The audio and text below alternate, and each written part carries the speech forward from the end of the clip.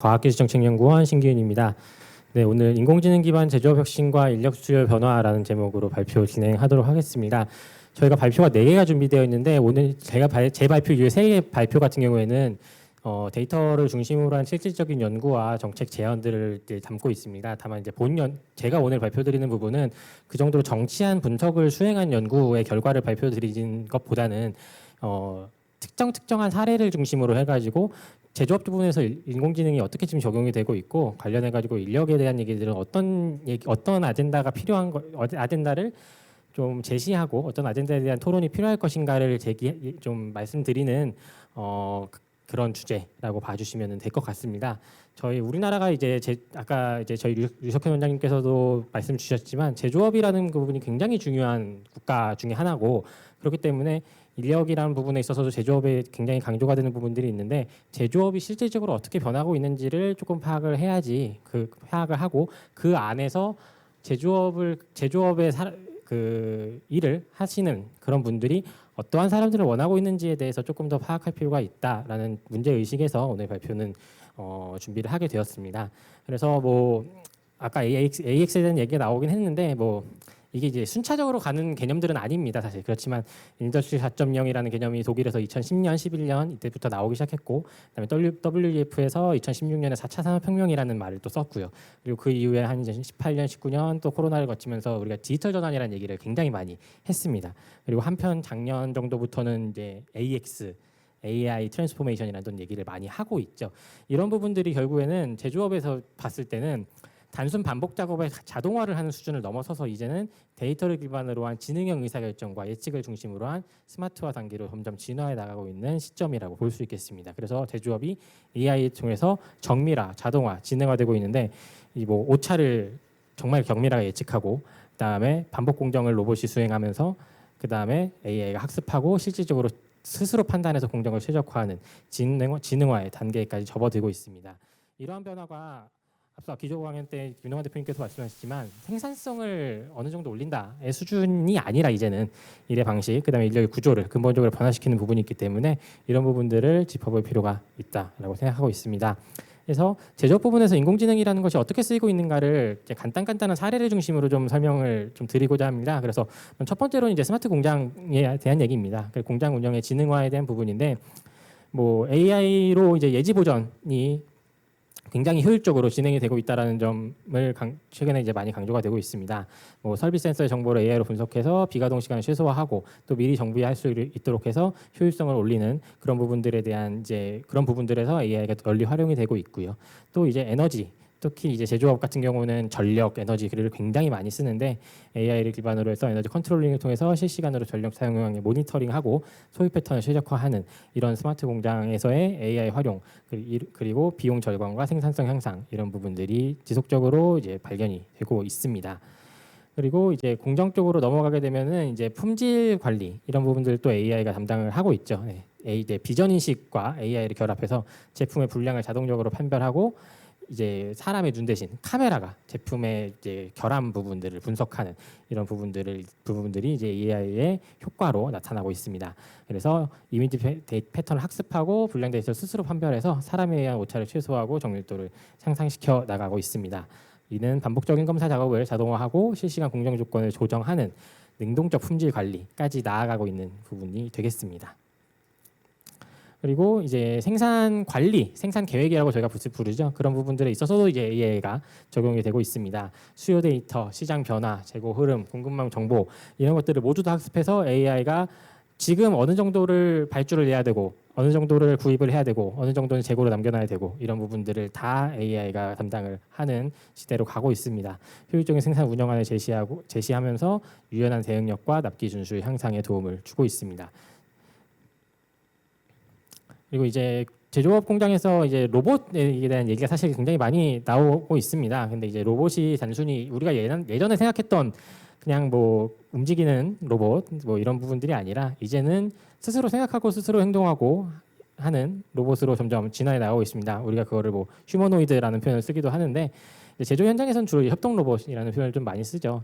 사람과 작업 공간을 공유하면서 안전하게 상호작용하도록 설계된 로봇이라는 의미인데 주로 이제 제조 현장에서는 반복적이고 위험한 작업들은 협동 로봇이 AI를 탑재해서 진행하고 이런 로봇을 판단하고 조정하고 하는 부분들은 사람이 수행하는 것으로 점차 발전해 나가고 있습니다. 그래서 AI가 사람의 움직임을 또 실시간으로 인식하고 예측함으로써 사람과 병행해서 작업 현장에서 움직이고 협업하고 하는 부분들, 그래서 작업 안전성 확보하면서도 생산성을 유지하고 향상시켜 나가는 그런 부분들 역시 AI가 변화시켜 나가고 있는 제조 현장의 모습이 되겠습니다. 그리고 이제 뭐 앞서 제가 이제 학습 이런 부분들 말씀드렸는데, 결국에는 제조 현장에서 이러한 AI가 활용되기 위해서 제일 중요한 부분 중에 하나는 결국엔 데이터입니다. 공장 운영 과정에서 나오는 정말 수많은 데이터들이 있는데, 이 수많은 데이터들을 AI가 학습해서 의사결정을 자동화하는 수준으로 나아가고 있습니다. 공정 설비, 품질, 에너지 등에 방대한 데이터를 학습해서 실시간으로 자동 제어하고 의사결정을 진행하는 수준으로 가고 있고요. 단순한 자동화를 넘어서 데이터 기반의 지능형 제조 운영 체계로의 전환이 이루어지고 있고, 데이터 기반 제조 운영이 제조 현장의 필수적인 역량이 되어가고 있습니다. 이제 이런 것들이 좀 이제 극대화되는 부분들이 이제 디지털 공장, 디지털 트윈과 제조 현장이 결합되는 이런 부분들이 있을 수 있습니다. 그래서 물리적 공정이나 제품, 설비의 모든 정보를 실시간으로 복제한 가상 모델, 디지털 트윈을 올린 다음에 이 디지털 트윈에서 어떤 여러 가지 실험도 해보고 여러 가지 혁신, 변화 과정들을 보면서 실질적으로 생산 현장에 업그레이드 시켜 나가는 이런 부분들을 최근에 이제 제조 현장에서 추진하고 있습니다. 제조 현장의 디지털 복제본이라고 할 수 있는 디지털 트윈을 활용함으로써 AI와 로봇이 사람 없이도 자율적으로 생산, 모니터링, 제어할 수 있는 자동화된 공장 운영이 강조되고 있는데, 뭐 사실 기사에 많이 나왔던 현대자동차의 저기 싱가포르에 있는 HMGX라고 부르는 저 공장 같은 경우가 대표적인 이 디지털 트윈을 활용한 공장이 되겠습니다. 뭐 직접 가보신 분들도 계실 수 있는데, 가 보면은 이제 정말 사람이 한 명도 없고, 기계가 왔다 갔다 움직이고 천장에 붙어 있는 기계, 땅에서 바퀴 달려서 움직이는 로봇, 이런 것들이 다 움직이고 있고, 그거를 싱가포르의 현장에 있는 몇 명의 제어자들, 그리고 현대자동차 본사에 있는 운영 관리하는 몇몇 사람들이 그거를 모니터링하면서 무슨 문제는 없나 이런 것들을 보는 그런 수준으로 이제는 디지털 공장이 발전해 나가고 있습니다. 그래서 이러한 상황에서 과연 제조업의 인력에 대한 수요는 어떻게 변화할 것인가를 가볍게 살펴보면은, 일단 반복 작업이 자동화로 대체되는 거는 이미 사실 꽤 몇 년 전부터 이루어지고 있는 부분들입니다. 그래서 조립, 검사, 자재 이동 등의 반복 적용의 작업들을 로봇, AI 시스템이 이제 하는 부분들이 이제 지속되고 있고요. 그래서 결국에는 이러한 작업을 하는 로봇과 AI 시스템을 다룰 수 있는 사람들이 필요한 시점이 되고 있습니다. 그래서 장비 운용 능력과 디지털 이해력 중심의 역할로 인력의 수요가 변화하고 있다고 볼 수 있겠습니다. 그래서 로봇 모니터링 시스템을 이해하고 협동 로봇과 협업할 수 있는 사람들, 그리고 작업 데이터를 해석하고 스스로 설정을 변경할 수 있는 능력이 있는 데이터 장비 능력 이해력을 모두 갖춘 사람들, 그래서 장치의 조작자에서 제어자로서의 역할을 변화하면서 문제 상황을 판단하는 사람들이 이제 필요한 시점이 되고 있습니다.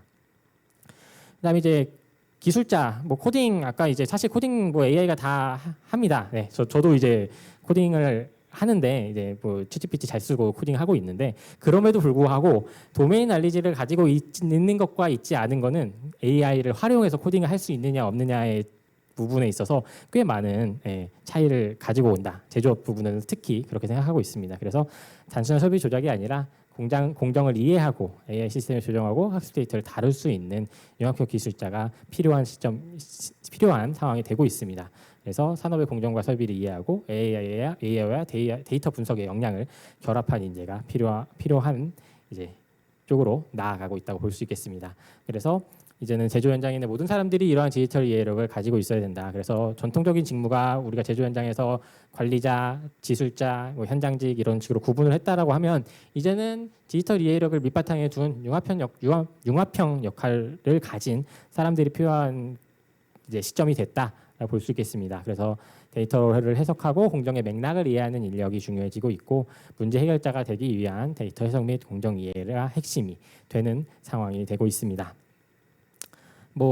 마무리하면서 이제 얼마 전 올해 초인데 이제 얼마 전 기사에서 디지털 장인이란 사실 표현을 썼습니다. 그래서 이 디지털 장인이라는 것이 현장성과 디지털 감각을 겸비한 인재라고 이제 볼 수 있겠습니다. 이 디지털 장인이 필요한 이유에 대해서는 뭐 여러 가지로 제시되고 있긴 한데 그 중에 최근에 이제 저도 이제 제조업 현장들을 많이 다니면서 느끼는 부분들은 실질적으로 일할 수 있는 사람 자체가 부족하다라는 점이 조금 지적이 되고 있습니다. 믿고 맡길 수 있는 숙련 인력들이 점점 은퇴하는 시기가 다가가고 있고 이들이 가지고 있는 우리가 흔히 얘기하는 암묵제라고 표현하는 이분들이 가지고 있는 역량, 지식을 누군가는 받아서 공장을 운영해야 되는데 그럴 사람들이 현재 제조업에 특히 지역 제조업에는 남아있지 않다. 그렇기 때문에 이 사람들의 역량을 확보하고 이 사람들의 역량을 대신할 수 있는 AI라는 것이 이제는 필요한 시점이 되고 있다라고 이제 지역에서 많이 얘기를 하고 있는데 이런 부분들이 있어서 결국엔 그러한 AI를 다루고 그러한 AI와 같이 일할 수 있는 디지털 장인이 제조업에서는 점점 중요해지고 있다고 볼 수 있겠습니다. 그래서 이런 부분들을 위해서는 앞서 김동환 대표님께서 교육 말씀 주셨는데 저도 이제 교육 부분에 있어서 우리가 리터러시라고 표현을 하잖아요. 문해력 이런 표현을 쓰는데 AI 그리고 데이터에 대한 문해력을 갖춘 사람들을 이제 길러내는 것이 필요할 것 같습니다. 그게 뭐 초중고 교육에서부터 필요할 수도 있고요. 근데 이제 제조업 현장에만 놓고 보자면 이제 현장을 이해하면서 그러한 데이터 리터러시, AI 리터러시를 갖춘 사람들이 필요한 시점이고 그런 부분들에 대한 재교육이라던가 이런 부분들도 좀 필요한 상황이라고 볼 수 있겠습니다. 그리고 마지막으로는 뭐 산업계와 교육기관이 협력해서 현장 중심의 인력을 좀 양성함에 있어서 AI의 이런 이 역량을 좀 갖춘 부분들을 확대할 수 있도록 하는 과정을 마련하고 디지털 협업기관의 교육을 통해서 이제 제조업 인력 수요에 대응할 필요가 있을 것 같습니다. 네, 이상으로 발표 마치도록 하겠습니다. 감사합니다.